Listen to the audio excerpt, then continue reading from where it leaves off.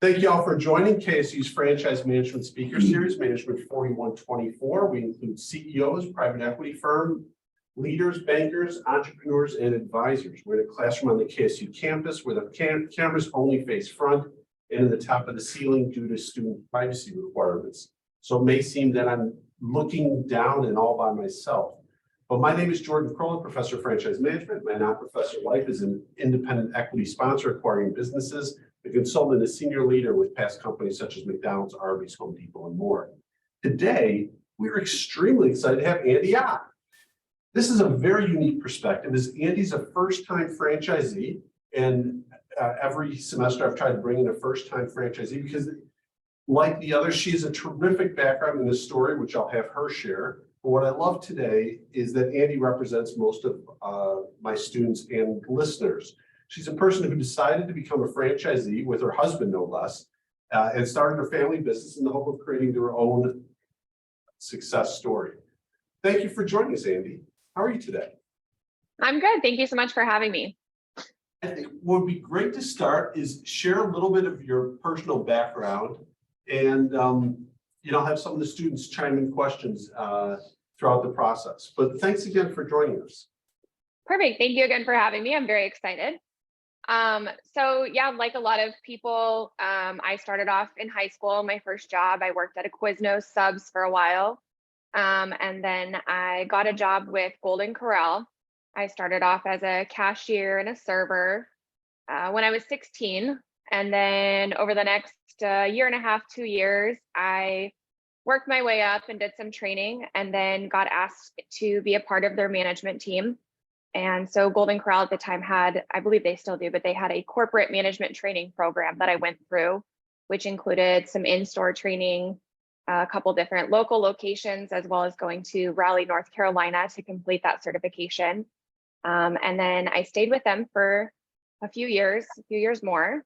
And I ended up getting married and having a baby and kind of decided I wanted to take a step back. I wanted out of restaurant management. It's a lot of crazy hours and it didn't really seem fitting to life at the time. So I actually made the decision to enroll and go to nursing school and do my bachelor's in nursing, and went into healthcare, originally planning to kind of stay that trajectory. Life changed a little bit. My husband has been in restaurant management his entire career. And in 2018, the company he worked for, which was also with a Golden Corral, it was a franchise, they sold their company and he was out of a job and kind of hit a crossroads in life and decided he either needed to start looking for a new job or follow the dream that kind of got tossed around in the background of owning his own business. And that's kind of what led us to looking at franchises and eventually leading us to Dog Haus. So we signed a franchise agreement in 2018 and we opened our first location in 2019. And we are currently working on our second one, which hopefully should be opening sometime next month. That's awesome. Emily, why don't you share the question that you had for Andi? Hi, I'm Emily, and I was wondering, what are some factors that influence your decision to franchise Dog Haus? So originally it's funny, we talked about opening our own place, right?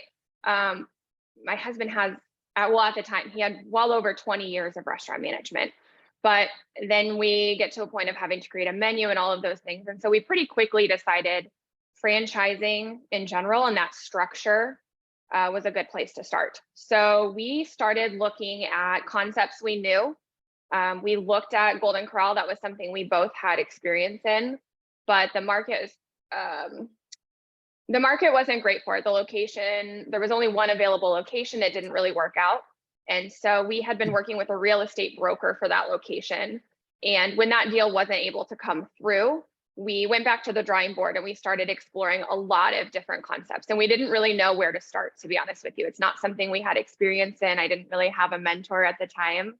So we were researching things online, requirements and whatnot. And it was actually a real estate broker who had asked us, hey, have you heard of Dog Haus? And at the time, we hadn't heard of them at all. So I went into the deep dive of the internet and started looking up everything I could.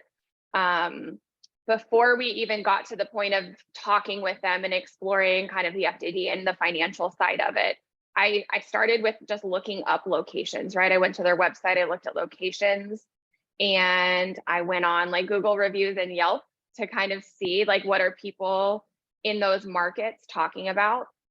I really liked it. It looked good. And so we decided, you know, let's take this a step further and let's meet with them. So we did a discovery day. We went to Pasadena, California, where Dog Haus is based. We did a discovery day with them. We met the corporate office, went through, you know, all of the legal mumbo jumbo and got to tour some places. We got to talk with some other franchisees, taste the food, which that was a huge selling point. We got behind that pretty quickly. Kind of came back home, talked about it, and eventually it felt like the right decision for us. Thank you. And Hayden Miller asked, are there any other franchises that you wanted to pursue? So I'll be honest, out here, I'm in Arizona, Dutch Bros, it's a coffee concept. I'm not sure if you guys have it there yet or not. That was one that we had really seriously looked at it. There's a lot of hype and excitement. It's newer. Something we realized we're not a huge company, right? It's just the two of us. This is our life savings going into a dream. So we were really nobodies if we were going to go, you know, try and open a McDonald's or KFC or something, right? So we knew we had to find something that wasn't already super huge. So Dutch Bros, the coffee thing was something we looked at. At the time, you had to be a barista for a year first and work your way through. And so the timing of that just didn't really seem to match up. But we really loved the company culture that had. There weren't tons of other ones. There were some, but a lot of them were just kind of already too big for us. And we were just little tiny fish in a very big pond. And how did they make you feel less of a tiny fish? What happened at the kind of walk from the first day? So you decide, hey, you know what, this looks interesting. My real estate broker said this is interesting. Then what happened? So to be totally honest, we went in and we were nervous. So we went to this discovery day kind of expecting to, you know, sell ourselves and tell them why they should possibly let us invest as well, while we were, you know, looking up all of the stuff in the background on them. And we went and we met with them, and it was founded by three guys, and they hadn't planned on franchising initially.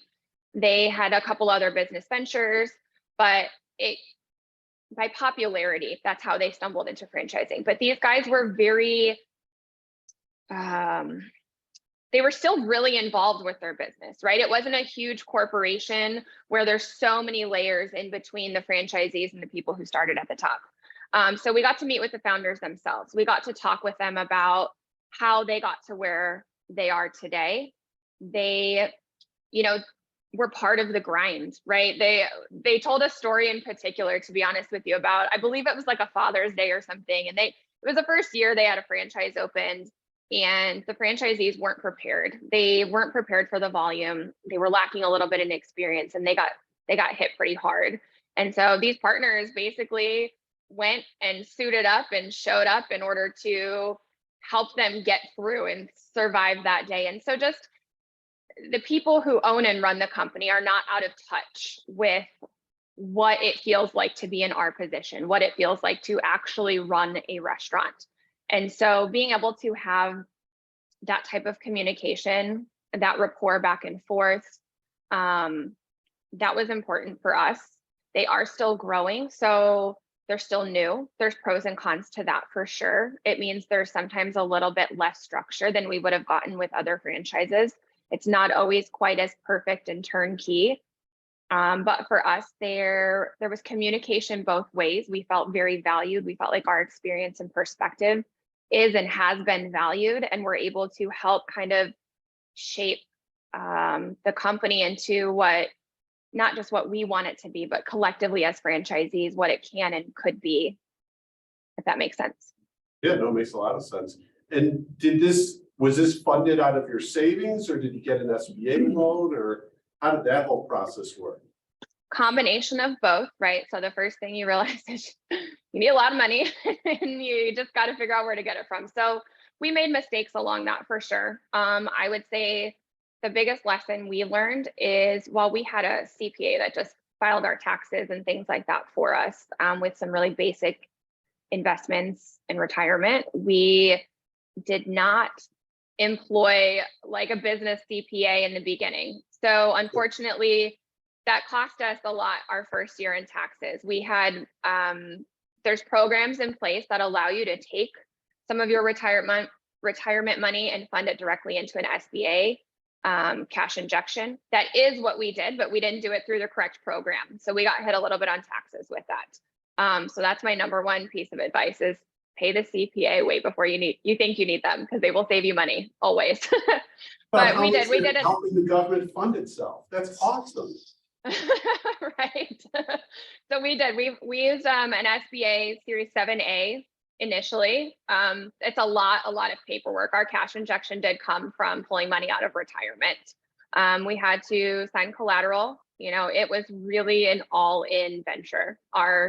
We did just recently move into a new house. That's why I have boxes behind me, this virtual background. But we had to put our house on the line and sign personal guarantees and all of that as well. And so you probably have a personal guarantee with the franchisor, with the SBA, and with the landlord, probably, I would assume. Correct. Yes. So with the franchisee with the franchisor, we don't. Now that I'm thinking about it, yeah, I don't think we do with them, but we do with our landlord for sure. We have a 10-year lease and we do have a personal guarantee on that. And with the SBA, we actually restructured when going to fund our second location. We were exploring the SBA programs, but it was in 2021. And so despite having a successful restaurant that had, seemingly made it through those pandemic struggles, despite being very new, funding was more difficult. It was there, but what felt like this really difficult process for the first one, just the SBA in general, it's not the easiest process, became that much more difficult the second time. And so during all of that, Dog Haus, as a corporate, at the corporate level, partnered and was able to solidify this partnership with Apple Pie Capital. And so that allowed us to explore some other private funding. And so we actually were able to do a recapitalization loan on our first location in order to refinance that and pull out equity to finance our second location. So my house is no longer on the line. I mean, I definitely still need to be successful. Otherwise we're, kind of screwed, but it's at least structured and my house isn't actually on the line right now. That's amazing. That's very, that's a very special place to be, because as we talk, my class is all seniors in college. So a lot of them are saying, hey, you know what, maybe this is an opportunity for me or maybe not. And so it is interesting that you can get these funded, with some down payment capital, but a lot of borrowing, begging, and hopefully not stealing. Correct. Yeah. And there's I have other franchisee friends in similar positions, that are younger, that didn't have, a bunch of other businesses. There's a couple of us for sure. And I know people have had family members even co-guarantee those SBA loans and things like that for them as well. So. No, that's great. I'm going to move on a little bit. Oh, Colin. Hey, Andy, my name is Colin. I know you just talked about your business opening up just before the pandemic started. How did your business pivot in order to stay in business as a new franchisee? So we opened in November of 2019. So we literally just barely had our feet under us when March of 2020 hit. It was looking to be our first period in the black, and then all of a sudden coronavirus came. So we initially closed thinking, like many others, that this would quickly blow over, and figured we would just stop the bleeding, take a couple weeks off, wait for it to blow over. When that became apparent it wasn't going to, we had to come back in and completely shift. So we limited our hours. We went to takeout only initially, and had to just continuously learn a lot. I think in some ways we had a benefit. We weren't so stuck in our ways. we hadn't been doing this for years and years. I'm 33. I'm a little bit younger in on technology and things like that, and willing to try new things.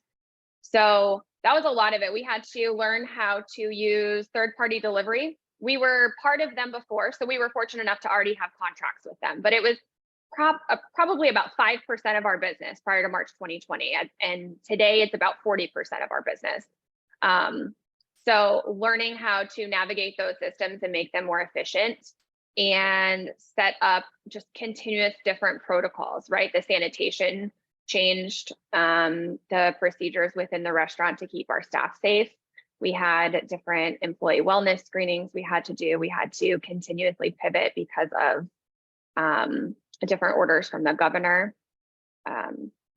Just continuous things like that. And we've still, since then, 2020 seemed, like the year it was going to be the most difficult. And in some ways it was, but then 2021 became difficult because of supply chain and increased cost, and figuring out how we could maintain sales volume while not, so we had to raise prices, but how do we raise prices in a way that doesn't affect our sales volume and still keep it affordable and attract guests? And a lot of that comes to the just providing service and continuing to provide a quality product, excellent service, marketing differently. We really had the opportunity because of the pandemic to market as a local business as opposed to just a large corporation.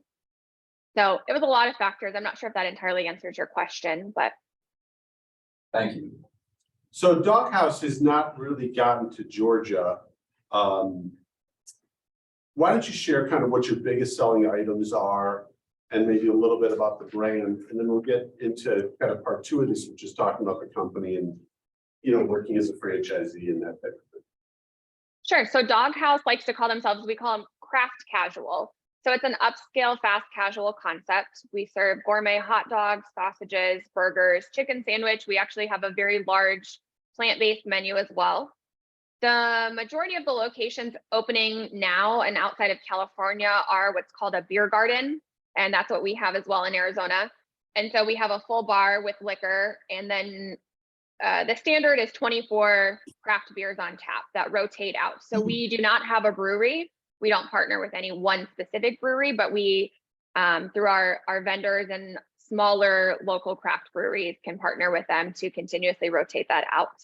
In terms of top selling, I mean, it's a combination of things. Our chicken is really good, but that's kind of what we're known for. And then we also have virtual concepts, and that's another thing. I didn't mention that in talking with pivoting and doing the third-party delivery, but we were one of the front runners in embracing the ghost kitchen concept, or virtual brands is how we refer to it. So we have the absolute brands, and while financially it's all under the same entity, there's no difference when it comes to my financials. They are marketed as being separate brands with separate menus, separate menu names, and those live in those third-party delivery spaces. And how are those doing now that, deliveries kind of settled back to more of a normal cadence versus during COVID, when we were getting, paying $25 for a Chipotle burrito to get delivered because we don't want to touch anybody? Yeah, so I mean, I would argue for us, it hasn't entirely settled back to normal cadence. While we have gotten people back in, like I said, we went from 5% being delivery to approximately 40%. So I think while you might not pay $25 to get a Chipotle burrito order delivered to you anymore, people are still utilizing those third-party services. Those habits have been formed. And despite the fact that you can walk in now and you don't have to be all masked and gloved up and everything, people are creatures of habit, and that's kind of how they're working. And so the virtual brands add to that. We do have some that are more successful than others. We run a total of 5, 6, count them all out, but our badass breakfast burrito concept continues to be our top concept. And That's awesome. And that's contributing thousands of dollars a week in revenue to our store. And what was it like getting a liquor license?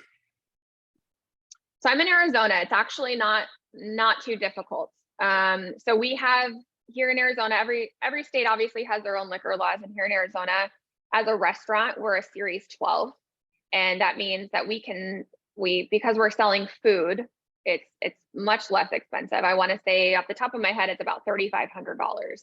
We did utilize a third-party service because it's a lot of paperwork and we didn't quite know where to start. Our previous management was all non-alcohol, and so or very little alcohol management experience. And so that was helpful just in terms of understanding the regulations and what classes and what forms and what to pay. And so we have used that, but here in Arizona, not that difficult. If you ask the people in California running them, they're much more difficult. And so it varies from state to state. Bryce has a great question that leads into something that I have too. I'm gonna ask a couple of questions. Sure.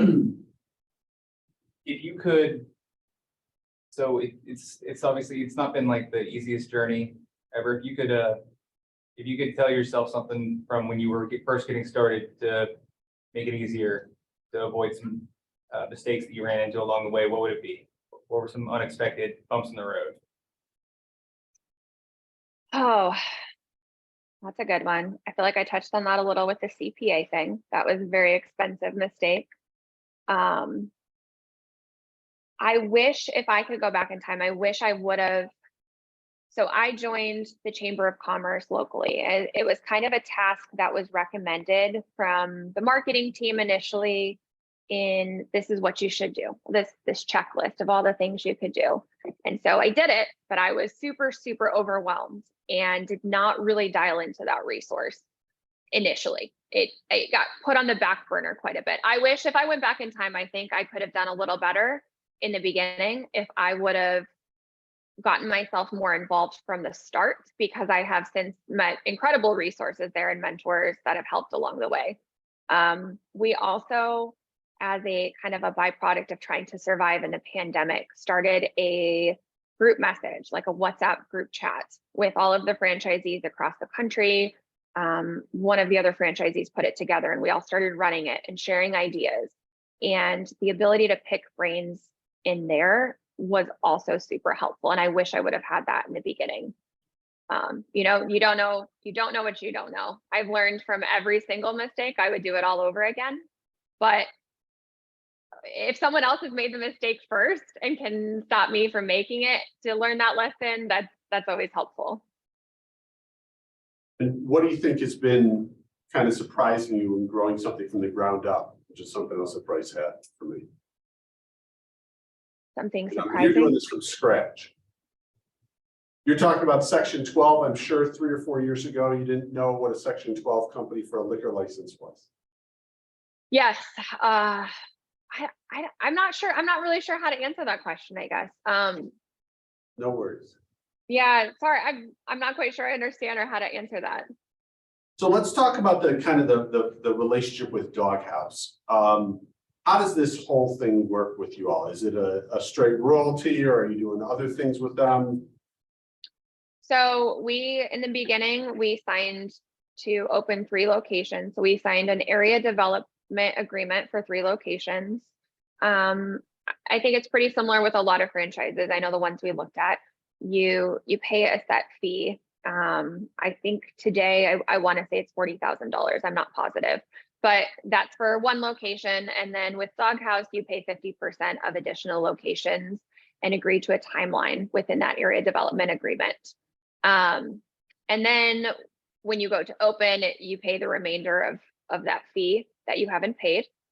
And then you pay royalties. And so we pay 6% right off the top of gross sales in royalties. And then we also pay a 2% marketing fee. In addition to that, we are legally required to spend at least 1% on local marketing. With that, we also have a food vendor. So we have contracts to use the preferred food vendor. And then Mirage, I'd love for you to talk about that first question you gave me. You gave me a number of them today, but the first one I thought was great. Hi, how you doing? So pretty much all I had to ask was, would you get help from the franchisor to run your franchise? Any assistance? Like now, like day to day, or? Yeah, just in general. Yeah, so in the very beginning, so when we first open, they come out, they provide a corporate training program. So they send out some trainers and they put our entire team through it. We have even before they came out for that, they have track to open. So we meet with them virtually typically and go through like an ops track to open list and a marketing track to open list in order to guide us along that process to get open. Then they bring in corporate trainers. We do about a week of corporate training, and then they leave us some of those people to stay for our soft opening and grand opening week as well.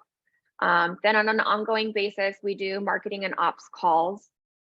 They do them monthly for the entire company. We also have the ability to reach out and set things up. As I mentioned, there's pros and cons to it being a smaller, newer company. The huge advantage is that I have the majority of the team all the way up into the partners, their cell phone numbers. So they're very accessible to me if I have questions. If I need something, I can send them an email, I can give them a call, I can schedule time with the marketing team to help me strategize and set things up. So it's not quite as I mentioned, it's not quite as turnkey. Everything isn't necessarily like, oh, here you go, this is your entire book and you just do this and follow this direction, as some companies are. But I have very easy access to those resources. Gotcha, thank you. Kaylee, how about the second question that you submitted? Hi, I'm Kaylee. I was wondering if you have like a hired manager that does most of the day-to-day operations, or if you guys go in and do that every day. So when we started franchising, the entire dream behind it was my husband had put in all of these hours as a restaurant manager, and we really were hoping to get some family time back. And so from the very beginning, our goal was to build a leadership team that would allow us the flexibility to not have to run it. And so there have been times, and there probably will be times where we have to step in and do it. The pandemic was certainly a perfect example of that. In the very beginning, when we opened, we were there nonstop for probably at least a month, 6 weeks. And then we were there a lot for a while. Pandemic hit, my daughter did her homework from the bar top for probably a month because we spent all day there. But now we're in a position where we have a fully staffed management team. So we oversee things. I work from home mostly. We go in to have meetings, to check in. I do handle HR. So I have to go in if there's things that come up with that. My husband tends to oversee more of the ops side of things. He'll go in to do audits, check for maintenance. If there's issues with food costs, he'll go in to kind of consult and see what's going on with that. But yes, to answer your question, we are very actively involved, but we do not typically work at our store. Awesome, thank you. That's great. Now, I've lasted 28 years with my spouse just because we don't work together. We both have our own careers. How does that work? Oh, well, that's a $1 million question. It's been a process. It has definitely been a process. I'd be lying if I said it was always perfect. It's a lot of time together, and it's a lot of having things that you disagree on that have to be solved. But I feel like we do a really good job. We complement each other exceptionally well. As I mentioned, when I was, emailing you before, my husband prefers to kind of take a back seat to things. He does not enjoy being in the spotlight. He is amazing at what he does, and he is great at running restaurants and has this perfect ability to go in and operationally improve things. He doesn't love dealing with the administrative tasks, HR, marketing, PR. None of that is really his forte. And that tends to be what I enjoy doing. So we stay in our lanes. We consult each other, we offer opinions, but ultimately most things that come up pretty clearly fall into one of those buckets, and that person has that final authority. So we don't always have to agree, but ultimately if it's in your bucket, you get to make the final decision. Yeah, see, my wife and I would both think that everything is in our own bucket. We would have both very large buckets that we focus on ourselves. You don't want anything extra in your bucket. That's exactly right. So if he's not working in the stores on day-to-day, what are his kind of day-to-day focus? What's his day-to-day focus? Is it setting up the second store? Is it doing other concepts? So it's a lot of, I always say that like for all of the hours that we don't necessarily always have to put in doing the same physical grind that we had to, especially, you know, with him with restaurant management. It's a mental thing, right? So he's constantly thinking about equipment contracts and maintenance that needs done, and looking at reports sent from the management team to see where they're at. So while he doesn't do it, he looks at it, right? There's When an plenty to order do. is placed for a food order, he doesn't do it, but he gets it on his cell phone and then pulls it up and looks through, and can just literally has the ability to look at that and know whether or not something seems off. Going in and doing an audit on the store to see, hey, this isn't like cleanliness, you know, the light bulbs are not dusted and they should be. Hey, when's the last time someone pulled out the tea machine and cleaned behind it? Things like that, and a lot of mentorship for our general manager. So we have a general manager at our Gilbert location who's going to move with us to Chandler. She's going to take on the Chandler store. And we have hired in our training a general manager to take her position. And so a lot of his is training. He's better at that. He's more patient in training people. And so he'll work alongside them to see how they're doing, what they need, and try. His goal is always to take everything in his brain and put it into theirs and empower them. The more empowered our leadership team can be, the less day-to-day work we have, right? And so we'll teach them anything they want to know, and they're willing to learn. We're very, very open and transparent in our business. So so our last little bit, and I can't thank you enough for your time, but I want to lead off. Cassandra asked, has a question about career choice. I'd love for you to talk about that. Hi, my name is Cassandra, and I was just wondering what led you to want to become a franchise? And then also, like, do you feel like this career choice was right for you? And if you could, would you go back and change your decision? So I stumbled on this, right? I left the restaurant industry. I swore I was not coming back to the restaurant industry. I didn't feel like I had the passion for restaurant management. It tends to involve a lot of really long hours and no weekends and things like that. So initially I did go into healthcare. I think my family was like, oh, okay, I'm just gonna be a nurse. Like, okay. I stumbled back into this side of things. My husband, as I said, he's the reason that we went and decided to do a restaurant, to franchise. And initially my plan was to sort of just be in the back seat and help him get it open and keep my healthcare career. But I started dabbling a little more. As my husband likes to say, you don't get to put your hands in the cookie jar and then not finish a task. So I kept inadvertently putting my hands in the cookie jar and taking more and more onto my plate. And I found I really liked it. The things that I didn't necessarily love about managing a restaurant didn't matter so much, because the things that I loved about running a business, I got to do. I love the strategy. I love working for myself. I love the ability to learn and grow and network. As difficult as it has been, I actually enjoy being humbled and having those learning opportunities. And so my family actually recently told me, they're like, you know, we never really said anything, but we were really surprised when you decided to go to healthcare. And so we're not at all surprised that you're running a business. This seems a much better fit for you. And I definitely agree. It's been probably the happiest accident of my life to end up where we're at now. And so I'll end this, and I can't thank you enough for your time. You don't realize what an impact you make. Because again, I have a whole class full of people, you know, really figure out what's going to be first, second, third steps. And you've made, what I love about your story is you've made steps and changed directions and maybe even come back to a little bit of a direction. And all of those have required incredible decision-making and a little luck.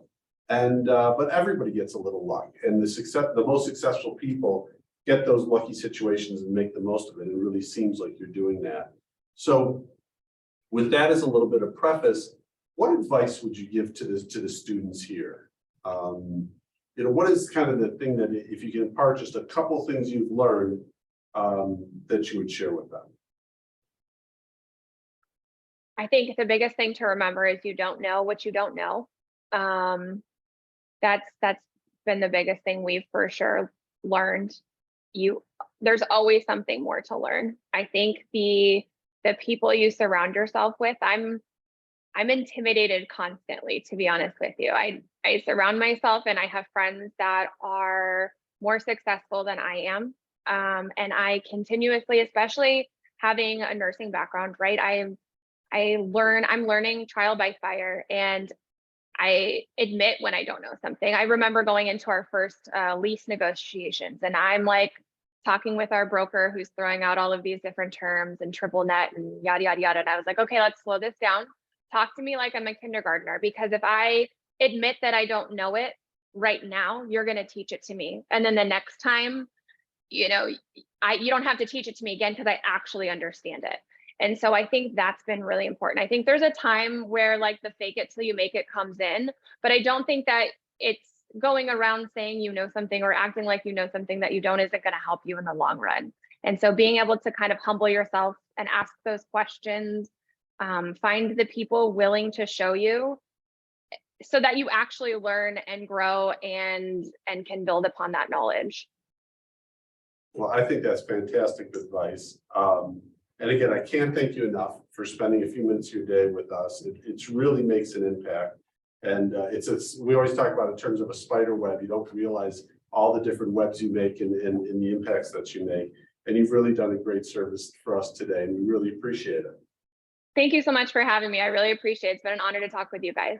Oh, that's so nice of you. Okay, be well and have a great rest of the day. And when we get to Arizona, we will definitely hit the beer garden, probably a little bit too much, and have chicken and hot dogs. There you go. Thank you so Sounds much. great. Thank you guys. Be well. Bye-bye. Bye-bye.